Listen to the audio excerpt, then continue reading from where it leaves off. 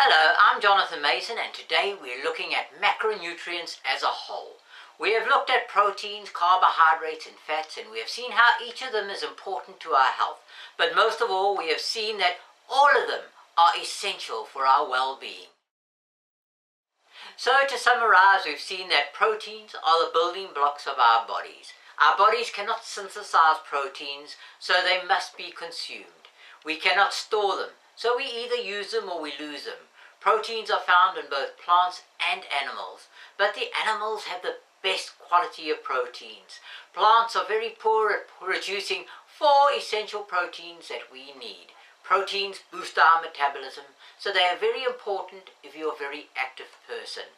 Carbohydrates, they are the most abundant and economic food source, but it is also the most abused food source. And this has led to a number of food allergies and diseases like type 2 diabetes. Carbohydrates consist mainly of starches and sugars. Sugary food is the main reason for poor dental health. Genetically modified foods are untested and, in my opinion, an undesirable way of producing foods. So eating healthy and natural vegetables is essential for our well-being. Fats are the default storage for energy, but they're much more than just this. They are absolutely essential for our brain development and our mental health. Fats also need plants to be broken down further from oleate into linoleate and omega-linoleate. Trans fats, which are found in processed oils and processed fats, cannot be broken down and cause problems like high cholesterol levels. The more wild or organic the food source, the higher the quality it will be. This, in a nutshell, is what makes up our diet. So how does this all translate into the foods that we eat? I think the maxim here is everything in moderation. We cannot simply say that meat equals proteins and vegetables equals carbohydrates and that nuts equals oils. This is only a partial truth. Vegetables contain far more than just carbohydrates. They contain proteins and fats as well, just as nuts contain far more than just oil, and the same is true for the meats. Each of these food sources also comes in many forms. For example, you get many types of animals and many types of vegetables and nuts and fruit. Each type of food source comes with its own combination of macronutrients as well as the micronutrients. Now we will cover micronutrients in the next video. So when looking at this puzzle, how do we ensure that we are getting enough of all these nutrients? The answer is much more simplistic than one can imagine. People have been doing this for thousands of years and have lived healthy lives. The answer to this puzzle is to eat a well-balanced diet. Thanks, you may say, but what is a well-balanced diet? A well-balanced diet is one where you have a large cornucopia of foods that you eat. In other words, you are consuming red meats and poultry and fish and nuts and berries and grains and seeds and brassicas like cauliflower, kale and cabbage, salad leaves like lettuce and spinach, fruiting crops like tomatoes and peppers, potted crops like peas and beans and cucurbits like courgettes and squashes, root crops like carrots, beetroot, potatoes, alliums like onions and leeks and garlic, and other crops like sweet corn and celery, etc. Fruit like plums and avocados and oranges, and lots of herbs and spices. In fact, with herbs and spices, as great a variety as you can.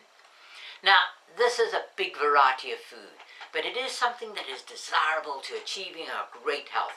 Eating this variety without one dominating the other will give you a well-balanced and healthy diet. The problem with today's mass-produced crops is that it makes it easy for us to fill our plates with one type of food, like rice and maybe a little bit of meat and gravy, and this makes us favor one food over another, and the balance of our nutrients, both macro and micro, becomes uneven, and this gives the rise to potential illnesses as our bodies become deficient in something, resulting in an illness. So I would challenge you to look at the variety of foods that you eat and see what you can do to improve it. Which are the categories of food you don't eat, and which are the categories that dominate your diet. It is the balance that nature gives us that'll give us the excellent health. Now, if you've been following this series of videos, you will know that I advocate a number of things about our diet that'll keep us healthy, but not all of us can afford the recommendations that I suggest. For example, sourcing wild and free-running animals may be too expensive and out of range for our budget, or maybe buying organic vegetables and fruit is just too expensive. This dilemma has given me pause to ponder what are the most important things that we should do that will put us on the road to health. But not only that, what are the most affordable things that we can do to our diets to steer us towards achieving greater health? Out of my own experience and success, I have come up with this pyramid. Now I'll be taking each of the steps and talking about them individually. Eat the right types of food for you. Now this is a loaded statement. For a person that is already healthy, this would mean eating a well-balanced diet like I've suggested above. This would supply all the nutrients that a person would need during the day. But if you have a disease like type 2 diabetes, this would mean altering your diet into line with what your body can cope for. For type 2 diabetes, this would mean regulating your carbohydrate intake to one that your body can cope with by taking supplements for the micronutrients that the diet would lack. If you have other problems like asthma, you might look for food allergies to foods like milk and cheese. So if you have some sort of ailment, it would be worthwhile looking into your food and seeing what your food allergies are. If you need a video on how to do this, then please leave a comment in the comments box requesting a video like this. But it is by this that I mean eat the right types of food for you. I have found this very affordable, as it is just choosing your foods that make a difference. The cost of the supplements is far cheaper than the cost of the pharmaceuticals and are far better for your health. I also found that by eating the right types of food, I was less hungry and ate considerably less, and my weight became more manageable. Eliminate as many processed foods from your diet. Processed foods are full of preservatives and sugars. Some of the processed foods cannot be broken down by the body and are responsible for a myriad of sicknesses. It is understood that we all process our foods to some degree whenever we cook food. But when we cook food, we have the choice as to how long we cook it and what we add to our food. Some foods, like potatoes, need to be cooked to make them edible. But some foods that I'm talking about are the ready meals, and that are saturated with sugars and artificial chemicals and preservatives. Other foods are the processed oils that have been denatured to preserve their shelf life. Most processed foods, like bread that used to only have a shelf life of a couple of days, now has an extended shelf life of several weeks. This is because they have chemicals added to them to prevent them from decaying. Even the yeast in our modern day bread is synthetic and harmful to us. So opt for making your own yeast-free soda bread. The shelf life may only be 2 days, but it takes 35 minutes to make, 5 minutes in preparation time and 30 minutes in the oven. Eliminating processed foods mean you will have to make your food from scratch, but the health benefits are enormous, and in my experience, it did not affect my budget. Try to eat a balanced diet. This is the one that I really struggled with in the beginning. I was typically a meat and potatoes man with a few vegetables on the side.